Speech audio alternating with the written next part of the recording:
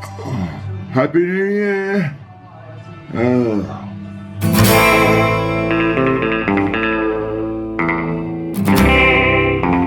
Hi gang, welcome to Mike on Monday.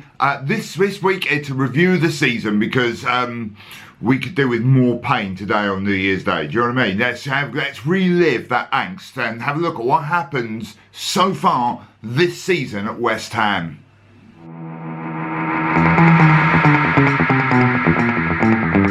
Yes folks, it's a roundup of the season and a clip show. So if you're wondering who the long hair bloke is who's going to turn up in this, it's me, because I did. So look like this. And now, well, before we get going on this properly, let's address the elephant in the room. Hello mate, how are you? Good? Fine.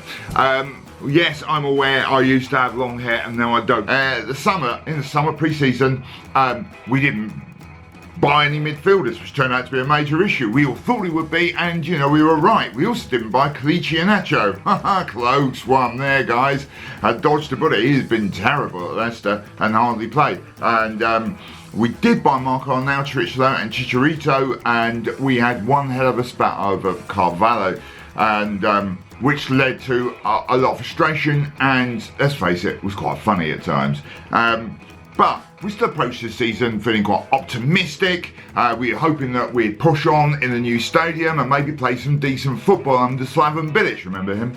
And yeah, neither of those things happened, did they? I started off by setting a template, losing our first 3 games of the season, all the way due to the athletics at the stadium, meaning we couldn't play football in there until September. But yeah, we lost them all, and the Newcastle one was especially galling. It was a horrific defeat. But there you go. And let's face it, at that point we were all seriously wondering what the hell was going to happen. And I, for one, started to seriously think we could be in real trouble this season, because we just played with no passion or stomach whatsoever and absolutely no skill. But then we did win our first game at home against Huddersfield. But there was something at that game I didn't quite understand. Chicharito, the making of a marksman. And inside here, it's got a nice little bit. Javier Chicharito Hernandez was born to score goals. Great. So we played him as a left-sided inside forward. So that's great. Makes perfect sense, that does, Slaven. Let's spend forever waiting on trying to buy a really good poacher goal scorer and then shove him out wide on the left. After drawing away at West Brom, which at the time we all thought was a decent result, but has now turned out in retrospect, given how poor West Brom have been since, maybe we should have thought about trying to win. Not that we ever came close to it though, let's face it. We then lost 3-2 at home to Spurs, and at this point we've played 5, drawn 1, won 1 and lost 4. That's 6. We played 6, and it's New Year's Day. Yeah, I've got a hangover. Give me a break. And I think I think we were all struggling to find anything to be optimistic about at this point of the season. Our team are way harder to spell than their team. I mean, Dele Alli, get out of here, Dele Alli. Anyone can spell that. Harry Kane, come on. Ericsson, you know, oh, come on, give us a break. They're way too. You want to try them in their team with Zabaleta, Arnautovic, Hernandez. Javier Hernandez sounds quite true, but add Chicharito and you're knackered there, aren't you? Only Joe Hart lets us down on the spelling front. Even our kit man is struggling to spell Arnautovic, as was demonstrated in our recent game away at Bournemouth. Our next league game was at home to Swansea. A game so bad and so bereft of anything, even though we did actually win 1-0, that I'm going to leave my daughter, Emma Rose, age 6, to sum the game up for us. And it's not been going well, except for the boats and meeting friends bits and on the way from the trains. Yeah. That's been a lot of fun. But I can't believe we spent all our time getting in here, and it's been an awful game. During the 1-1 draw with Burnley, away at Burnley, Andy Carroll followed a trend started by Marko Arnautovic in the away game at Southampton by violently assaulting one of the other players. What is it about these so-called creatives and their need to thump people around the neck with their elbow? But The weird thing was, this time we were actually much better when Andy Carroll, after Andy Carroll got sent off, even though we were 1-0 up at the time of the game, finished 1-1, we started playing some actual football. And it started people thinking that maybe Carroll wasn't the solution up front. Personally, I think he's been a bit of disappointment all season. Yeah, I really do. It's like getting a Christmas, really cool, funky Christmas present, which doesn't have the batteries included. And my wife, right, got one of those for Christmas. My wife got one of those rampant rabbit things. You know those things, vibrator things? She started running around the house going, I don't need you anymore. I don't need you in the air anymore, waving it around in the air. I know. Guess who had to put the batteries in? Anyway, back to the season.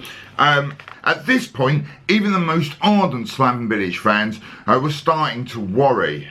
Slaven Bilic in his press conference gave a slight indication of where he might go next in his career by taking up stand-up comedy, when he said that he thinks that he wants other teams to be, and I'm going to quote here, terrified of coming to play West Ham and West Ham's powerful attacking game. Yes, he said that, folks. Ho ho, how he laughed. Not. Don't give up the day job, Slav. Actually do. And folks, we needed to worry, because in our next home game we lost 3-0 at home to Brighton. Yes, Brighton. We lost 3-0 at home to newly promoted Brighton. Boy, were we up shit creek without a paddle then. I'll tell you what, I'll let Mike at the Tactics Centre explain what happened to our defence. Fit a truck through it, and just to demonstrate that, here is the truck. Now you got a truck, you've got Brighton playing sort of a striker with 2 players just off him, but with that much room, they're easily gonna get through to put the ball in the back of the net. And at this point, it wasn't just Slaven Bilic we were doubting, it was our illustrious dictator of football and club co-owner David Sullivan we were worried about. It's a bit like, I don't trust him, his opinion doesn't really work for me. It's a bit like when you see an overweight food critic, you know, a really fat food critic, and you're thinking, just how critical are you? And it just doesn't add up for me. It's like, who reviewed all the pies? You know, it's just some work. Yet somehow, folks, we came from 2-0 down to beat Spurs 3-2 away and knock them out of the Haribo Cup. Folks, that is this season's highlight. That's it. There really isn't another one. I suppose 3-0 away at Stoke, we'll come to that in a minute. But really, that's the killer, isn't it? The win did give Slaven Bilic a bit of respite. But after Palace snatched an equaliser in the 7th minute of 6 minutes of injury time, Slaven Bilic reacted by publicly hanging Antonio out to dry, conveniently forgetting they had placed an injured player out of position on the pitch, and the 10 other players the ball had to get past before it ended up in our goal. That's a lot to forget, Slav, but don't worry, we won't forget you. No, no, no. And there, really for me, went all of Slaven Bilic's credibility. And what he had left was well and truly pommeled into the ground by the 4-1 home defeat to Liverpool. The word defeat is coming up a lot here, isn't it? Normally accompanied with the word home. We really were very, very poor, and I thought we were looking like we were going to go down. But there you go. And by the time we played our next game, which is of course at home to away at Watford, we had a new manager. Enter stage left David Moyes. So we all knew that Slaven was going to similar last video, it was inevitable. David Moyes, apparently the best that was available according to the club. I mean, that's a great quote, isn't it? The best that was available, i.e. not that good.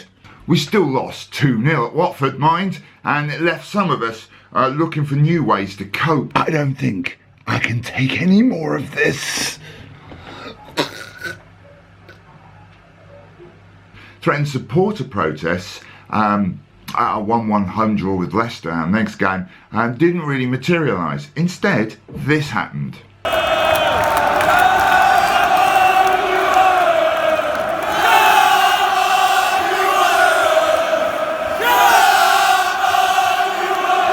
I love West Ham supporters. They truly are the best. Proper football fans.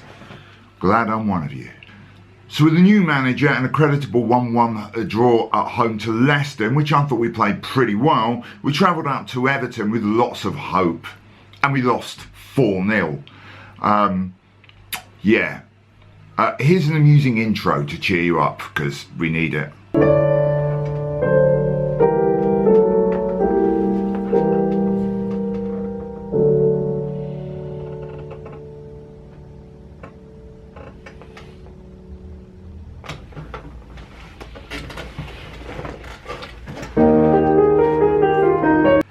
Next up, we had a run of games, away at Manchester City, home to Chelsea and Arsenal, and that left us reaching for the Valium and the calculator. But this is West Ham, you know what I mean?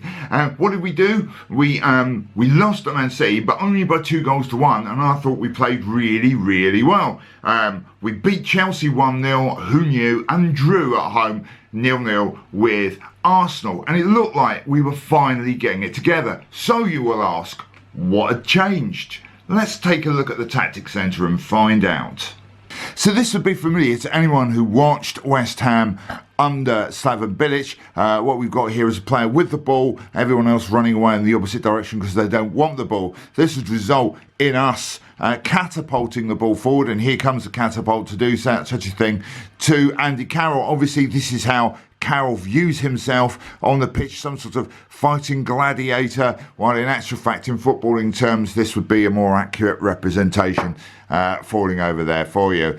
The 3-0 away win at Stoke was undoubtedly Moyes' high point so far.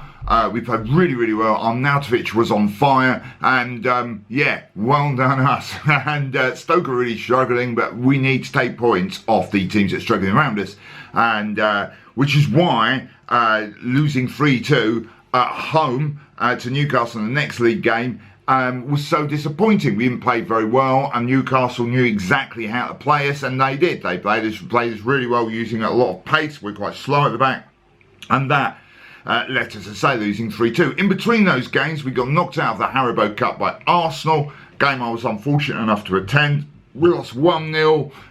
Arsenal scoring the only shot in the entire game. It has to be said, that is one of the most painful games of football I've ever had the misfortune of witnessing. And that brings us pretty much up to date, doesn't it? We drew 3-3 at Bournemouth. We all know about that debacle. The linesman's decision apparently wasn't good enough for our favourite ref. And here we are. We've gone this season from Bilic, who's a lovely guy, but tactically inept, let's face it, to Moyes, who is quite scary, but at least gets the most out of Arnautovic. But we are starting to look like the Bilic team again. We're weak at the back. We have no midfield, and we seem to want he teams to want to play midfielders in attack, which I kind of makes some sense if you look at a team like Liverpool, is what they do, but they play a lot of them in attack. We've just got like one. I'm not that I'm saying Arnautovic's doing a bad job, it's just that we have got Chicharito still on the bench clicking his heels, and you know, I think established world-class finishers are the sort of thing that keep teams up and make the difference against the teams in the bottom half of the table. If you look at what Defoe did for Sunderland for a couple of seasons running, then I can't believe Chicharito isn't playing. But hey, and this week we've got a home game against West Brom and an away game against Spurs, and Tuesday and Thursday, 1 day's rest in between. I know it's crazy, but everyone's gone through it. It's ridiculous Christmas scheduling, but I'll be at both games. So if you see me at West Brom, I'll be on the boat beforehand. Come say hi. I won't be this hungover mess, I promise, because I don't intend to drink for a whole day. That's today. Do come and say hi, and thanks so much for all the comments you leave and questions you've been asking. So I do ask the questions. I'm not going to do the question bit this week. It's just this roundup. But do leave them, because next Monday I'll be back doing the regular Mike on Monday show, and we will be doing questions, etc, etc. Thanks so much for watching, guys. As I say, I'll be back next Monday with a regular Mike on Monday. Until then, I'll be at West Brom game, and I'll be at the Spurs away game. If you see me, say hi. Until then, guys, come on you Irons.